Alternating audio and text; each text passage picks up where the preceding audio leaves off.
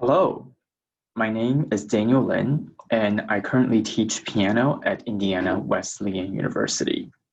Thank you so much for joining me for today's presentation titled Music Performance Anxiety, Perspectives from Other Disciplines. Before I begin my presentation, I'd like to just show you a fairly humorous clip of the kinds of symptoms that one typically has when he experiences performance anxiety on stage. All right, so I'm going to just share my screen and show you the video here.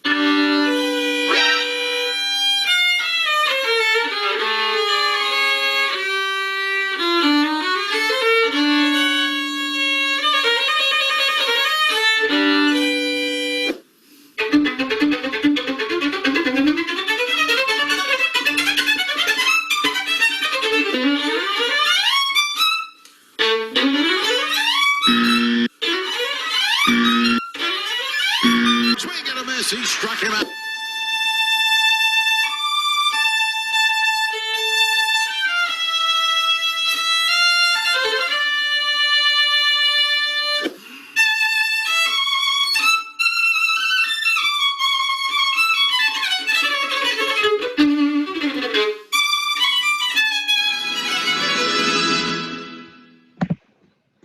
All right, I'm just going to pause the video right there.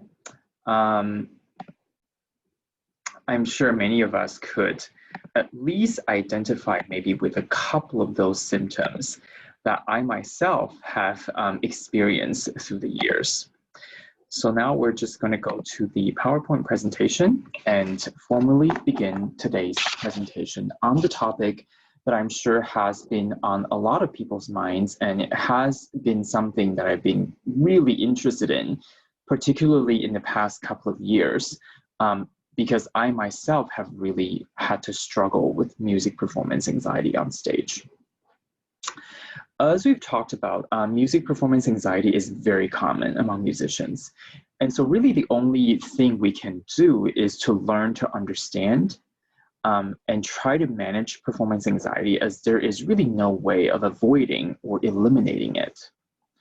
As many of you are probably aware of just the plethora of strategies you can use to help yourself as well as your students better manage performance anxiety, I've decided to take a slightly different approach to my presentation.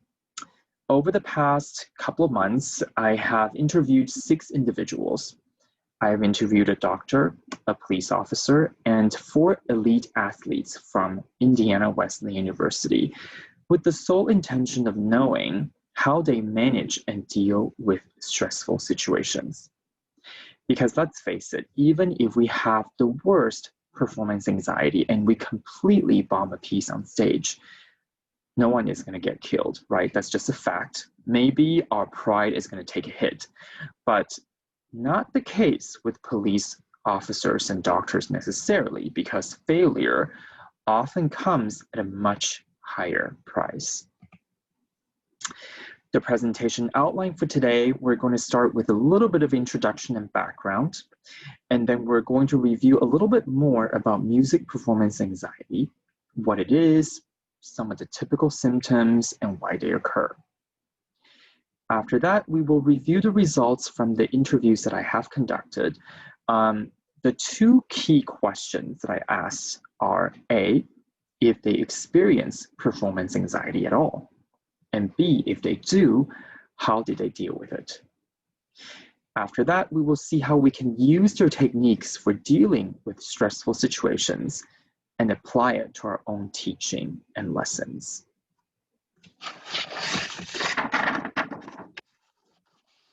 Despite popular belief, years of practice and experience does not guarantee that one will be exempt from feeling nervous prior to a performance. It affects musicians across their entire lifespan and is actually partially independent of the years of training and musical accomplishments. So this comes as a bit of a surprise to me. This means just because you have been performing for decades, you're not necessarily immune to the effects of performance anxiety. In fact, Pablo Casals, Chopin, and Rachmaninoff have all experienced performance anxiety, leading to negative physical and physiological and psychological consequences. Here is what happens before a performance. A stressful situation can cause the release of stress hormones that lead to a number of physiological changes. This is known to many of you as the fight or flight response, and this is actually essential for human survival because it enables us to either fight off the threat or flee to safety. However, as we look at all of these physical symptoms, many of these can actually hinder our ability to perform on stage.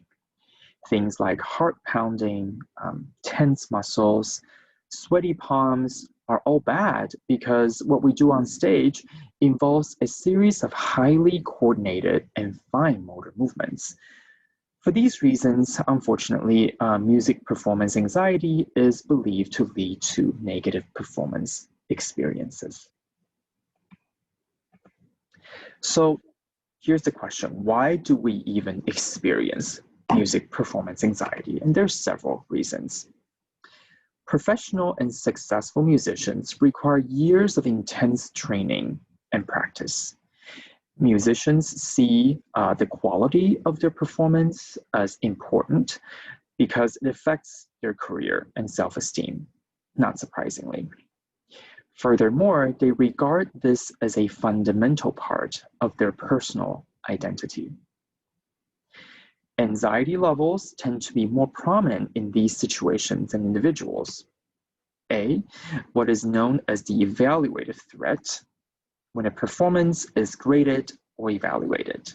So these could include recitals, juries, competitions. Students feel that they're being judged, and so there's more pressure to perform. Two, their motivation is external, right? So the performer's motivation is external, such as satisfying their parents' wishes or gaining the approval of audience members and teachers. There could be some individual factors as well, with perfectionism probably being the most common one, which is always positively related to higher levels of stress. Perfectionism, as it relates to music performance anxiety, appears to affect very young musicians as well, particularly between the ages of 10 and 17. Perhaps one of the most surprising findings with music performance anxiety and perfectionism is that it actually increases with years of experience. So that was very surprising to me. We would hope that with more experience and training, we would be able to manage that better, but actually the opposite is true, according to the study. Solo recitals and concerts almost always produce higher levels of stress and anxiety, much more so than group, chamber, or orchestra concerts and practice sessions. Lastly, students who want to become professional musicians in the future tend to also suffer more severe episodes of music performance anxiety because they feel that a lot is at stake and that they really have to aspire to a very high level of performance. There are some additional causes that we can perhaps reflect on. The Western classical music tradition is that which is built around excellence, right? The all too well-known phrase, practice makes perfect, has really rarely been challenged. Right? There's that whole idea that one has to be subservient to the score. You have to follow every single indication in the score to the best of your ability.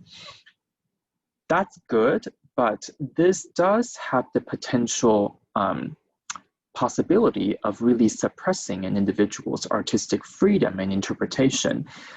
It also has the potential to increase performance anxiety. In fact, a study in 2013 indicated that across different genres of music that they surveyed, these include jazz, classical, rock music, or pop music, Western classical music by its formal traditions tend to produce the highest level of performance anxiety.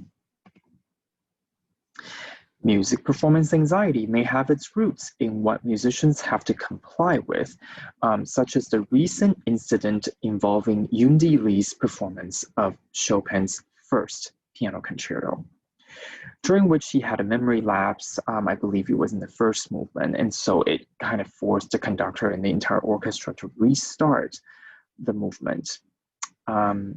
So after a slew of criticism on social media, Li released this statement. As a pianist, I know that no matter what, my performance on stage must be perfect. Any kind of explanation is insufficient. Thank you for your comments. And so truly, I think professional musicians are under that pressure, under the watchful eye of the public. Like, can they perform, right? Because they're expecting greatness. But the public is also forgetting the fact that professional musicians are human too, and human beings make mistakes. That's just part of life.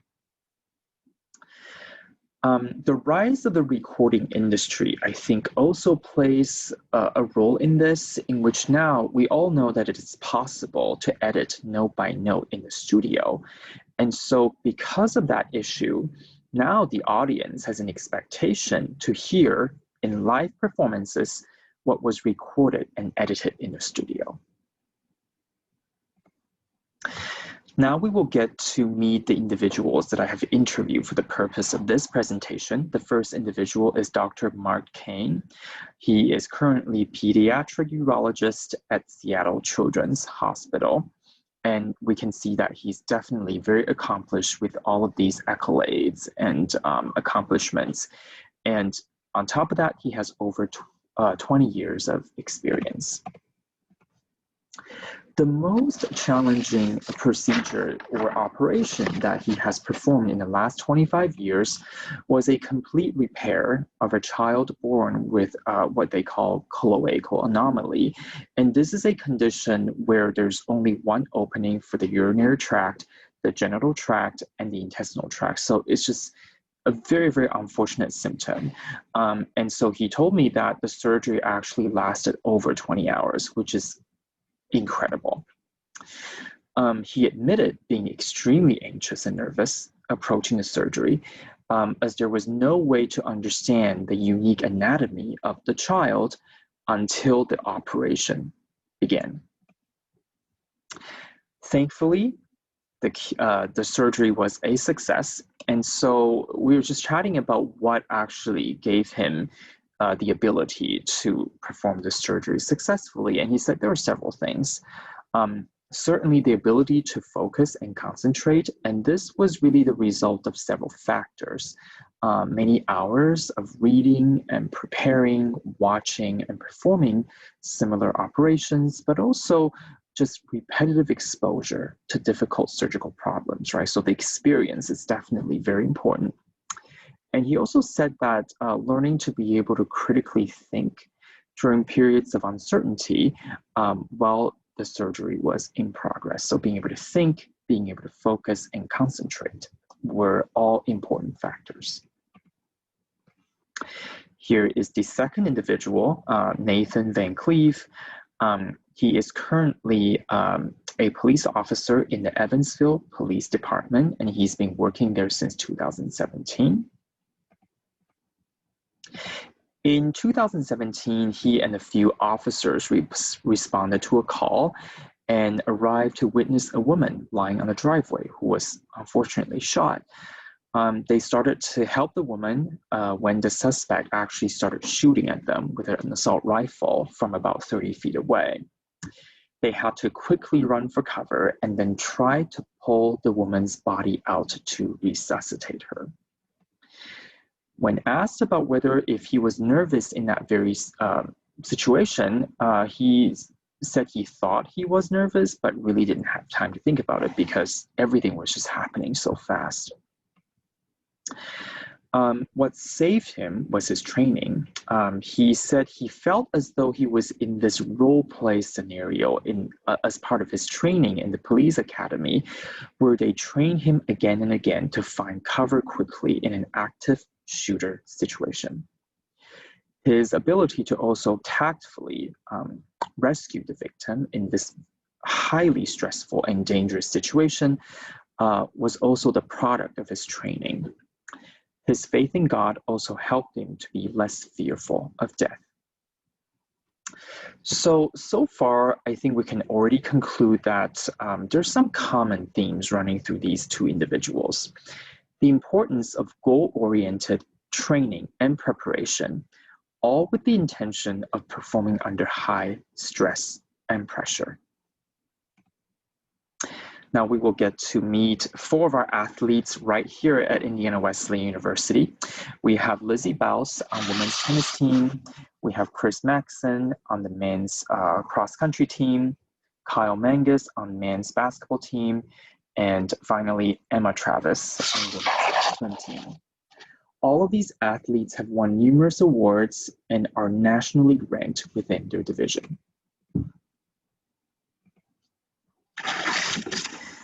The athletes I have interviewed all experience some level of anxiety, which is not surprising. 2 in particular have described as having experienced severe nervousness and anxiety in the past. The causes of anxiety were remarkably similar among athletes. Typically, it's before a big meet or competition, afraid of making mistakes on the court, afraid of letting the team or the coach down, placing too much emphasis on the results, needing high expectations, again, that whole concept of perfectionism coming from oneself. Performance anxiety, not surprisingly and unfortunately, did adversely affect competition results and did lead to a significant decrease in confidence. Kyle mentioned that this led him to be very hesitant on the court and afraid to make plays.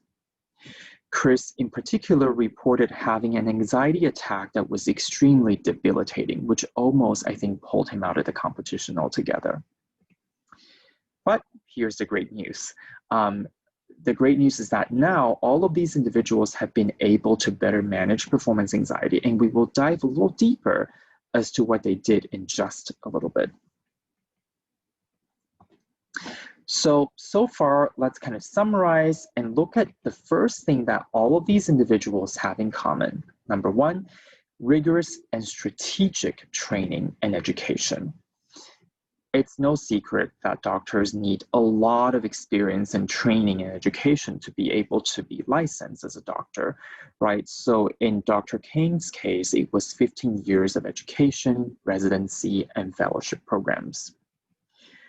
Nathan Van Cleave had to go through approximately 6 months of a police academy, which taught him law, report writing, tactics, fighting, shooting, etc. And in fact, trainings are ongoing. All of the athletes that I've interviewed all train more than 20 hours a week during the season. It involves many techniques geared towards physical and mental conditioning, as well as sport-specific footworks and drills.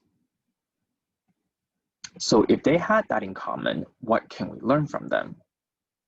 Well, the first thing is just diligent practice, right? So I'm not saying that you will be as good as Martha Argerich if you practice a lot, but if you don't practice, you're certainly not going to get very far.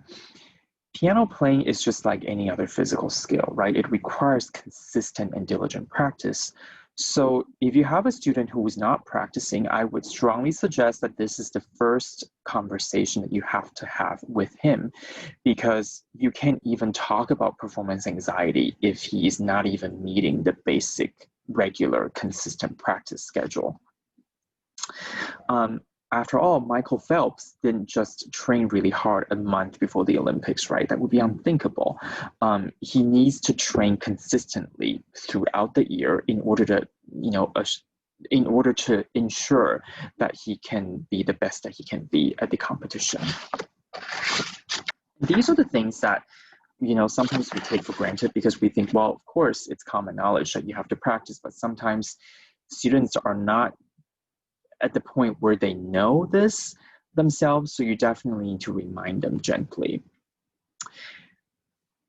The doctor and the police officer in particular have very specific types of training with a very clear end goal in mind: to save lives. This, I believe, made their training extremely effective because lives are often at stake, right? Because they're trying to save lives. So really, realistically, getting nervous and not being able to perform for them in those situations is not an option. Additionally, all of these individuals spend much of their training, practice, or residency program under the careful and watchful supervision of teammates, coaches, and supervisors all the time. So I'm hoping that you're starting to see the issue here. The problem is, as musicians, we spend way too much time practicing by ourselves, which is why when we play in front of people, we don't always adjust all that well. In contrast, all of these individuals that I've interviewed are used to performing in front of people already and are used to, in some ways, being criticized and evaluated, right? And so when they're actually in the game, they just adjust it because that's what they've always done anyway. So what does this mean for us?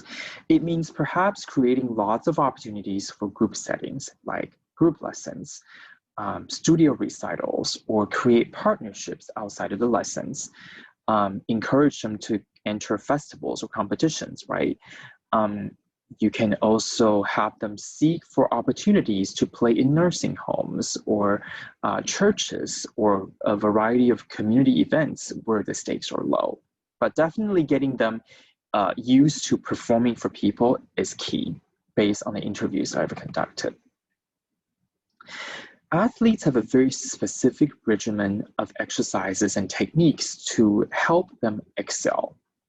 These include aerobic exercises and weightlifting to improve endurance and strength, of course. There's also sports-specific techniques. Examples include footwork in tennis, strokes in swimming, shooting drills in basketball, or stretching and hurdle drills in cross country. What does this mean for us? It means that we should probably carefully examine the technical needs of each individual student and assign etudes and exercises accordingly in order to build confidence and potentially stamina, because in my opinion, technical difficulty seems to be a source of grave concern for many of the students. So I feel that if we can condition their technique to a point where they're more confident with their technique, then perhaps we can alleviate some of the effects of music performance anxiety. Athletes almost never have long practice sessions. They typically break up their training into the morning and the afternoon sessions because so much of what they do is physical, and they're acutely aware of this limitation, which is fatigue. So much of what we do is also very athletic, if you think about it, especially with all of the advanced repertoire that we play. So we need to adopt that same principle of like breaking up our practice sessions, right? So I typically recommend my students to take a 5 to 10 minute break for every 50 minutes that they practice. As an extension to my previous point, having a variety of ways to practice is so important. athletes never engage in the same kind of movement or drill for any length of time, right? Otherwise, they will tire because it's very physical. This means for us, maybe practicing the same passage 15 times in exactly the same way is not really the way you should do it, right? Because then if we do that, at some point our brain just stops paying attention and our hands are tired probably by making the same movements, and so we're just not present. And so that's definitely not something we want to advocate.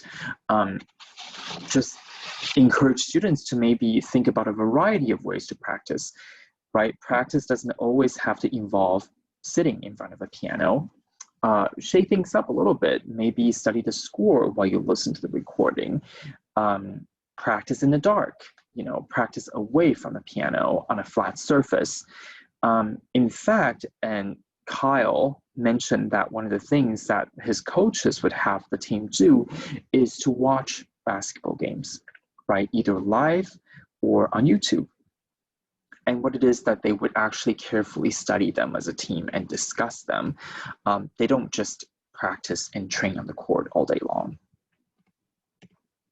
Okay, so the second thing that they have in common is that they seem to be able to possess this ability to all perform under immense pressure. Okay, so the first point here goes back to Dr. Kane's surgery. The ability to focus and concentrate sometimes come from being able to, the ability from being able to block out distractions. And this is particularly true in the concert setting. So maybe let's just think of a few ways that we can practice distractions with our students in the lesson. So if the student is running through his recital program, I might all of a sudden start coughing. Maybe that's not the best thing to do right now in the midst of this pandemic, but maybe you can, I don't know, accidentally drop something on the floor, or just start walking, close the door, or something like that, something that's going to cause them to get distracted, right? And so after you do these things, then we'll see how our students handle that kind of distraction. So then you discuss the results, right? How were you able to focus? If they were able to focus and continue. If they were not able to focus, then maybe let's discuss about what went wrong. Why were you distracted, and what can we do about it? Having the ability to handle unexpected breakdowns and memory lapses are very important, in much the same way as police officers are trained to handle dangerous situations, many of which are unforeseen, right? And so we go back to that example with Nathan Van Cleave of like, when he responded to this call, he didn't really know what he was getting himself into. And so everything that unfolded on that day was really conditioned reflex and responses, right? So as soon as the suspect started shooting at them, immediately his instincts came in. He really didn't have time to think about it because he was so well trained that it just kicked in, right? And so this is what we also want to train our students to do as well. And we will actually use an actual piece of music in a little bit to see how we can put this in practice. All of the athletes that I have interviewed seem to also possess the ability to throw off a lot of excess baggage. These include things we've talked about earlier, such as perfectionism, pressure or expectation coming from outside sources, fear of failure, etc. The list goes on. Students who experience severe performance anxiety are often carrying with them a lot of baggage, right? And so conversations that encourage them to talk about those feelings is the first step to eliminating them. So encourage them to be as honest with you as possible, right? Are they fearful because of this particularly bad experience that they've had, or they've seen something, or they've heard something that caused them to have these deeply preconceived notions of how scary it is to perform in front of people. So talking about their feelings is definitely a really good first step. All right, so now we're going to actually get into an actual piece of music. Let me just pull that up here for you.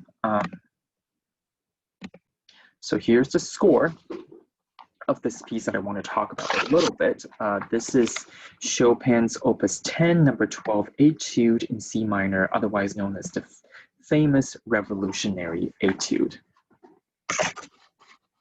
All right, so now we are basically going to use this piece to see how we can potentially teach to alleviate the effects of music performance anxiety based on what we've gathered from the interviews so far. The first point I'd like to make is to remove the potential sources of concern and fear.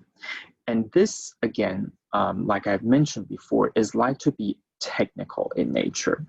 So as we look through this piece, what I believe is the most technically challenging aspect is the quick 16-note runs, particularly in the left hand, right?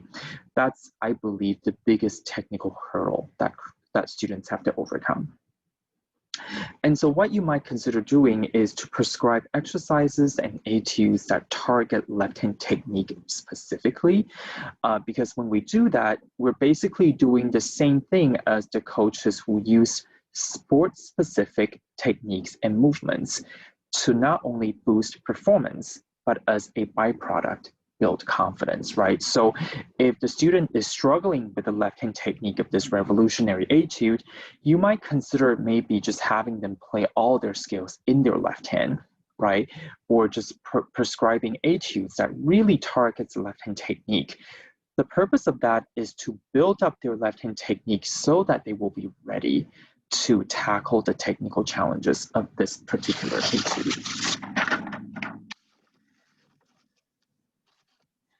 The other thing I wanted to mention is that we have to train for focus and concentration, as we've already talked about in some of the interview results. Because if they are not able to focus and concentrate in lessons, and when they practice, they will most likely not be able to do this on stage. Doctors, police officers, and athletes always practice and train under their coaches and supervisors, and so they have to be on their A game all the time. So we can then take this philosophy in lessons by changing various parameters of music. So what do I mean by that? We can change the dynamics from what's written. So if it's piano, you ask them to play forte. If it's forte, you'd ask them to do the opposite, right? We can change the articulation. So most of the left-hand articulation appears to be slurred. So I can ask them to all of a sudden play in staccatos, right? The tempo is fast. What if I just ask them to play it slowly, right? We can even go a step further and say, well, can you omit all of the certain beats in the measure? For example, can you omit beat 1 and 3, 2 and 4, or just 4, or just 2, right? Can you add some rest at the end of every measure and stop? Can you have one hand that plays on the keyboard while the other hand plays on your lap, vice versa? All of these changes basically have the goal of encouraging them to really be mindful of what they're doing, right?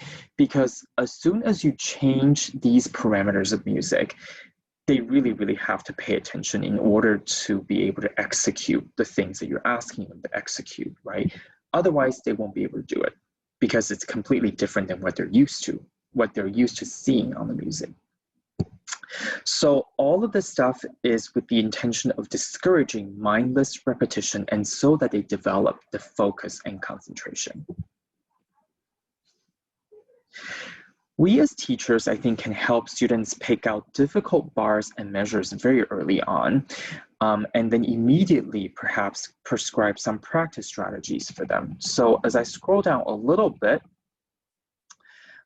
so the line at the top there, third measure over where it says con forza, in the middle there, the left-hand passage there, if you guys are pianists, if you know this piece, that is for me the most difficult 4 measures. And so perhaps it would be worthwhile to sit down with the student right at the beginning, even before he or she learns this piece, and say, hey, you know, this measure is really, really difficult. I will need you to practice it this way. Here are the practice strategies. Go forth and be successful, right? Instead of having them take this piece home for 2-3 weeks, struggling through it, having all kinds of physical tensions and issues, and then you're trying to fix it, right? And so helping students pick out the most difficult measures, technically, musically, whatever it is, and then immediately prescribing exercises for them to practice those difficult measures could also alleviate a lot of stress and pressure. Next, preparing for the unexpected, right? So things like you would do, there's a number of things that you can do, really. You could interrupt them all of a sudden in the middle of a piece, asking them to stop. And then after a few seconds of pause, you'd ask them to basically pick up where they left off.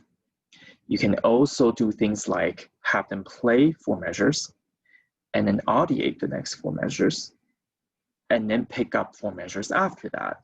You basically go back and forth. And the whole point of this is that it trains the mind and the brain to continue to hear the music in the event of a sudden memory loss. And of course, in addition to that, the ability to recover and continue playing, right? I feel like that's a really important thing that we should remember, that we may not be able to completely eliminate the presence of memory slips, but what we can do is to try to train ourselves in the event should we have some kind of memory issues on stage. We have to train us in a way to be able to recover and continue to play. Another thing that's very popular that I've heard a lot is having sections of the music numbered accordingly. And so the students then would memorize these numbers according to the sections that's marked off on the page. And you basically test them, right? So you start from number 1 and then maybe immediately then ask them to start from number 3 and see if they can do that. And then jump to another number, backwards or forwards. So what we're essentially doing is training for them to have the mental stability and toughness to deal with unexpected breakdowns on stage, because we don't know when they're going to happen. But if we are prepared, then at least we're in a much better shape. And this is very similar to how doctors and police officers would be trained to handle unexpected situations. I just wanted to use this example of how, like, I'm sure we've all flown in an airplane quite a few times to go to places. And we know for a fact that even though smoking is strictly prohibited in the aircraft, how is it that there are still ashtrays in the bathroom, right? So for the longest time, I just was not able to figure out why that was. But actually what they're doing is, in case if someone were to smoke in the bathroom, at least he can still dispose the cigarette butt safely, right? So it's just one of those in case. So this is what we're doing in music, in that safety measures and safety nets like this in music performance is crucial in building one's confidence, because now the students know that even if they were to have a breakdown on stage, they have a backup plan to help them continue. Okay, at this point, I'm going to go back to the PowerPoint presentation and finish up.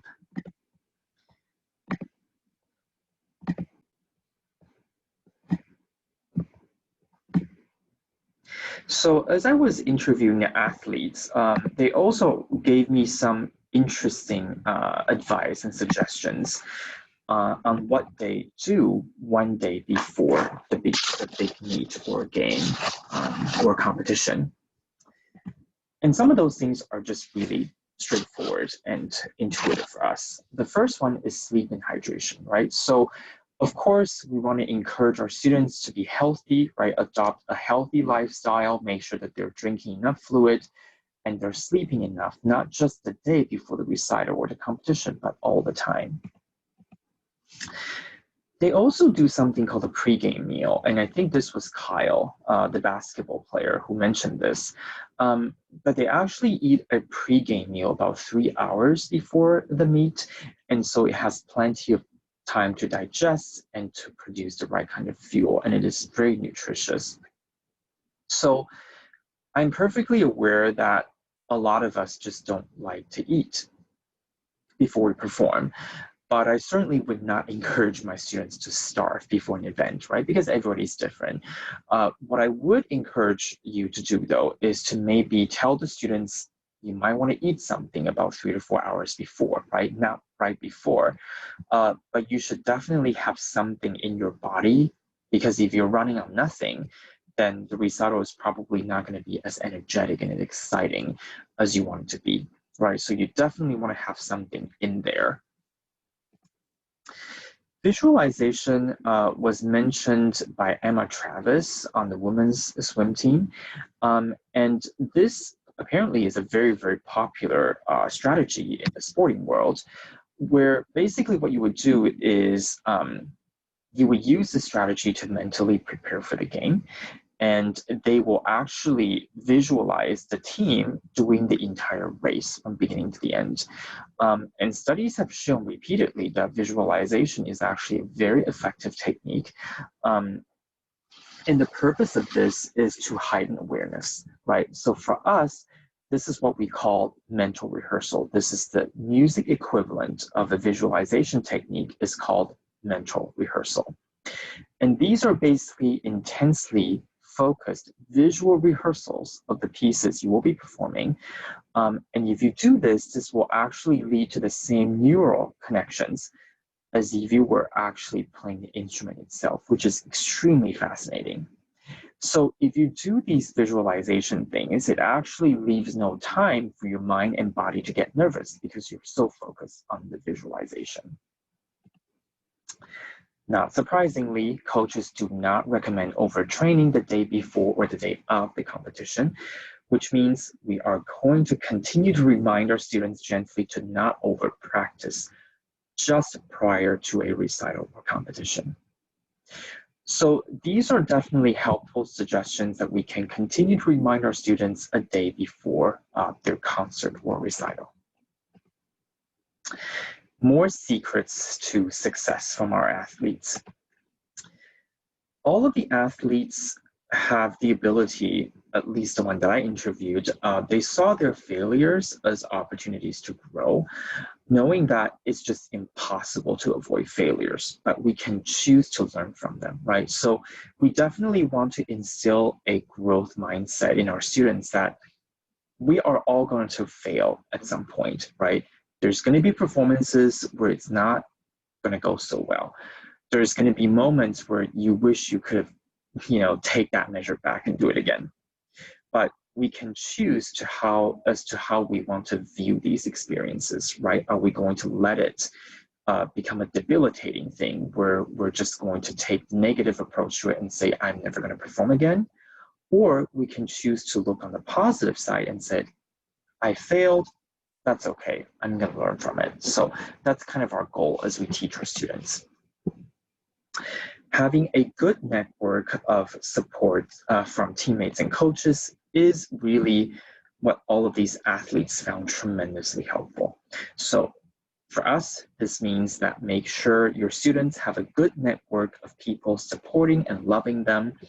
These include parents, teachers, friends, and also I think we have a duty to be as transparent and as honest as we possibly can with our own struggles with music performance anxiety, right? So I share my experiences often with students who are just getting really nervous before a performance. I said, you're not alone in this fight, because I myself have continued to struggle with this. And so hopefully this will serve as an encouragement to them that they're really not alone. And going back to that very first clip that we saw, over 90% of the musicians do struggle with it. And so, the students need to realize that they're actually in the majority, because most people do struggle with this.